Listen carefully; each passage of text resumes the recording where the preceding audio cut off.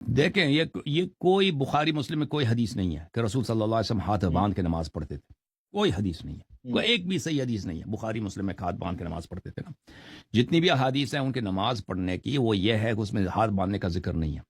اس میں یہی ہے کہ وہ اللہ اکبر کہہ دو پھر اپنے ہاتھ گرا دو, ہاتھ باندھنا نہیں ہے. ٹھیک ہے نا. آپ ایک بھی حدیث صحیح آپ کو نہیں ملے گا کہ رسول صلی اللہ علیہ وسلم نے ہاتھ باندھ کے نماز پڑھی.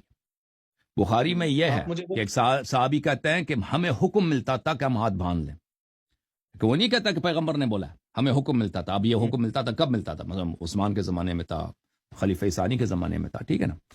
تو اہل بیت اطہار علیہم الصلوۃ والسلام نے بہت ہی وضاحت کے ساتھ فرمایا کہ ہاتھ نہ باندھا کرو, یہ مجوس کی سنت ہے, یہ مجوسیوں کی رواج ہے. جی ہاں, آج بھی جو ہے مالکی فرقہ جو ہے وہ ہاتھ نہیں باندھتے ہیں. مالکی جو ہے نا, دیکھیں میں آپ کو دکھاؤں کہ اس کی کوئی حدیث نہیں ہے. امام مالک اس مسئلے میں کیا فرماتے ہیں, وہ کہتے ہیں یہ سنت ہی نہیں ہے. یہ المدونۃ الکبریٰ ہے لابن رشد. مدونۃ الکبریٰ خود مالک ابن انس کی ہے, اس کے ساتھ مقدمات ابن رشد بھی ہے. مالک ابن انس کی اپنی کتاب ہے مدونۃ الکبریٰ, چاپ دار الکتب العلمیہ, کتاب چھپی ہے سن 1994 میں. الاعتماد فی الصلاۃ والاتکاء وضع الید علی الید, نماز میں ٹیک لگا دینا اور ایک ہاتھ کو دوسرے ہاتھ پہ رکھنا. وقال مالک ابن انس جو مدینے کا رہنے والا تھا, ابو حنیفہ عراق کا رہنے والا تھا, مالک مدینے کا آدمی ہے اور وہ مجتہد ہے, فقیہ ہے جو مدینے کا, وہ محدثین کے بیچ میں پلا پڑا ہے. مالک نے کہا فی وضع الیمنى علی الیسرى فی الصلاۃ, انسان دائیں ہاتھ کو بائیں ہاتھ پہ اس طرح رکھ دینا نماز میں. قال لا اعرف ذلك فی الفریضہ, کہتا ہے فریضہ میں تو اس کی کوئی کچھ بھی سنت نہیں ہے. وکان یکرہ, اور کہتا تھا کہ اس کو نہیں کرنی چاہیے, ہاتھ پہ ہاتھ نہیں رکھنی چاہیے فرائض میں.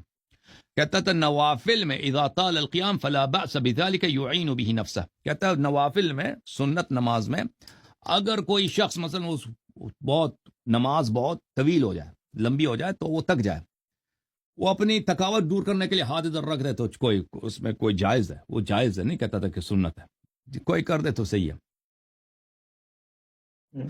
ملاحظہ کر, اگر یہ اس طرح کی کوئی حدیث ہوتی, اگر کوئی, میں نے عرض کیا نا کہ کوئی حدیث ہے نہیں اس کا ہاتھ پہ ہاتھ رکھ کے نماز پڑھنے کی کوئی حدیث نہیں ہے. اس طرح نہیں کہتا تھا یہ کہ یہ نہیں کرنی چاہیے, یہ فریضے میں ہے نہیں.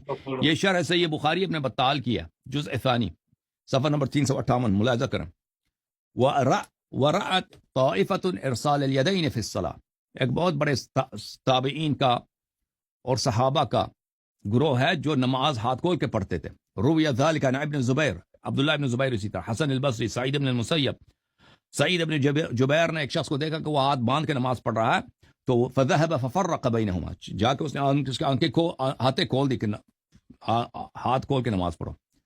وراوا ابن قاسم عن مالک, ابن قاسم نے مالک سے روایت کیا لا احبہ فی المکتوبہ, اس نے کہا کہ مکتوب نماز میں, واجب نماز میں, فرض نماز میں یہ نہیں پڑھنی چاہیے, ہاتھ پہ ہاتھ نہیں رکھنا چاہیے. ولا بأس به فی النوافل من طول القیام, لیکن جو نافلہ پڑھتا ہے نماز لمبی ہے بھائی تک جاتا ہے ہاتھ پہ ہاتھ رکھتے, وہ اس کی منع نہیں ہے. اس کے اور بھی دلائل ہے, کافی ہے بھائی, آپ سوال دوسروں کو بھی بات کرنے دیں, ٹھیک ہے نا بھائی, صحیح ہے.